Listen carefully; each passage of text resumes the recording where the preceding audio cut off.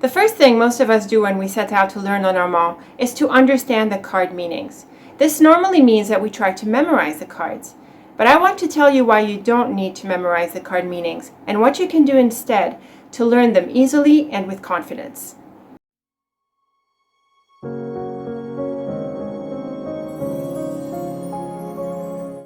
Divination methods are very diverse in terms of how the oracle is drawn, but all of them have one thing in common, and that is vocabulary. Vocabulary is what we need to make insights and meanings out of whatever the tool we are reading. In astrology, vocabulary is around the planets and the zodiac and the meaning of all of these things and the interaction between them. When reading tea leaves, vocabulary is around the symbols and the shapes that we find at the bottom of the teacup and what these mean. In cartomancy, like the tarot and Lenormand, meaning comes down to what the individual cards mean, and the cards are the building blocks of our vocabulary.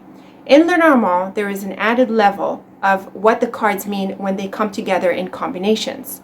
We cannot use an oracle unless we have a good foundation with its vocabulary. So the vocabulary of an oracle is an important first step to spend time with so that we can actually do readings. But memorizing card meanings is a bit of a pain. No one really wants to sit down and memorize the Lenormand cards one by one.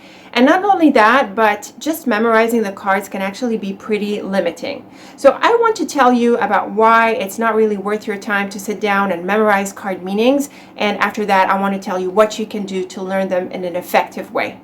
The first reason why you don't want to take too much trouble memorizing Lenormand's card meanings is because there aren't that many cards to start with. This is an advantage that Lenormand has over other decks, including the tarot. It just might not be worth your time to sit there and memorize the card meanings through too many books or too many card lists. And that's because the card meanings and the card symbols are pretty obvious, and you're probably going to be able to make a connection with them right from the get-go. You just need a few references and you'll quickly get your head around what the cards mean. And on this note, I want to remind you not to overwhelm yourself too much with too many books and too many card meaning lists when you're starting out. It's really not necessary, and you're probably going to get yourself confused. What you want is to get the gist of the cards, and after that, through your own practice, you're going to build on the card meanings. The second reason why you don't need to memorize Lenormand's card meanings is that you are going to have to interpret them for different contexts and different questions anyway. Lenormand's cards are very flexible, and you're going to have to stretch their meanings for the different questions and the different contexts that you read for. In fact, if you don't stretch their meanings, you're probably not going to get deep readings and you're not going to get much insight from them. I call these different meanings for different contexts card correspondences. And we can get into correspondences in more detail another day, but just to give you a few examples. The fish is about money. It's typically about wealth and prosperity. But how do you make sense of the fish when it comes to relationships? The bear is about strength. So how do you read it in the context of where to live or what your home base should be? A card's general meaning doesn't always apply to the context or the question at hand. We often have to stretch its meaning and refine it to make sense of it in an insightful way for the question that we're reading. So spending too much time and effort trying to memorize the card meanings is probably going to be a waste of time. You're better off practicing readings over and over to stretch your interpretation skills. And the third reason why you don't need to memorize Lenormand's card meanings is that Lenormand's cards are not read individually most of the time. In fact, they are read in combinations most of the time. And this is different from many other card reading oracles. Lenormand's cards are very general, and that's why it's so easy to make sense of them. But the limitation here is that we don't get much insight from reading just one card. Instead, we read them in lines, several cards at a time, to make sense of them in combinations.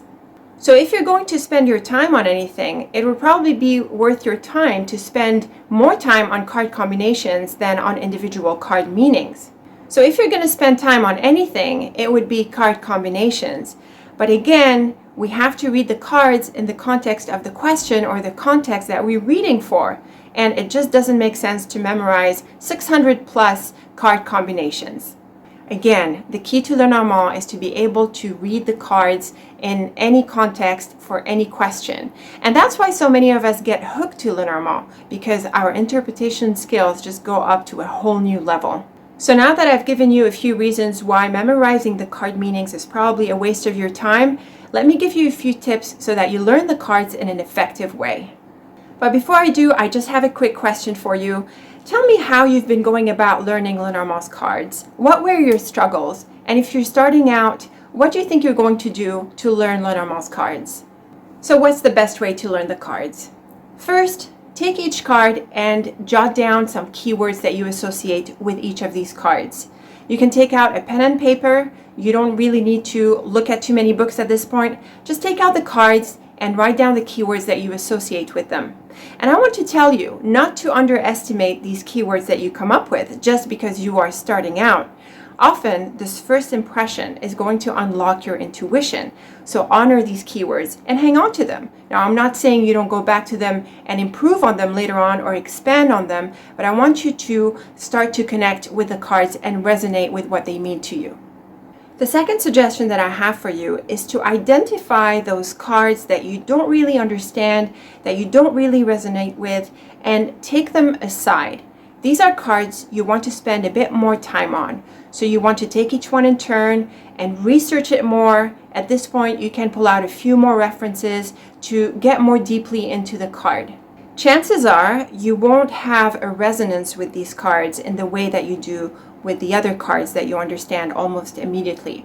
And even if you research these cards and develop their meaning, and even with time, often enough, you don't really develop that aha feeling that you have with them. Now that is totally fine, and I don't want you to worry about it. That aha feeling is probably associated with an archetypal energy, and probably we don't have an archetypal resonance with every single symbol under the sun, and that is totally fine. There are going to be a few Lenormand cards that feel dry and impersonal, and that is nothing to worry about. So go through these different cards and try to develop a set of keywords for them so that you can use them in your readings.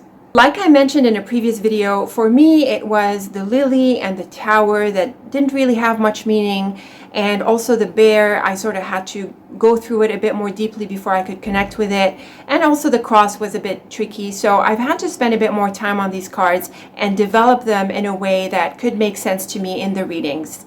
So after doing some research for the lily, for example, I decided this card was going to be about the life path in general, often in relation to our careers, so what we do, what we give in life, and it has to do with milestones and the idea of time passing, the idea of aging and maturing.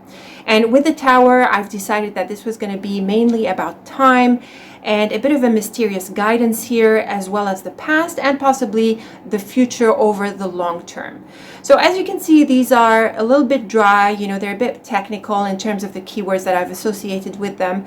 But after my practice and my research, I've decided these are the keywords that I want to stick with, and they work for me and my readings. And I want you to do the same with these cards that you find a little bit tricky or dry and you're not having a personal connection with. Again, this is totally fine. Just in time, you're going to refine their meaning so that it is helpful for you in your readings.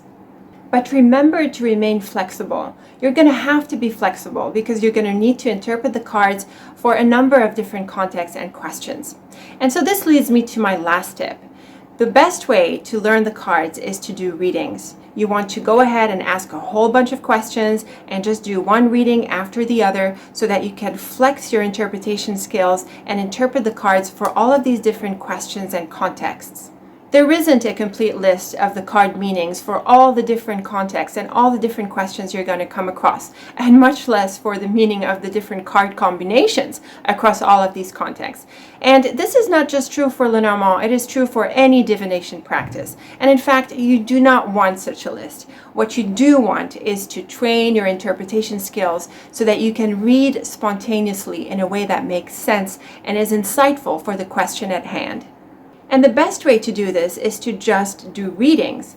In my video, Getting Started with Lenormand, I made a suggestion that you take out pen and paper and draw some mind maps around card meanings. Of course, you can do this for card combinations, but the idea here is to really just allow your mind to go into these different realms as you interpret a card. And this is what happens when you read for different questions and different contexts. You're probably not going to be very agile and creative when you first start out, but that is totally normal. Interpretation is a bit like a muscle that you're going to train.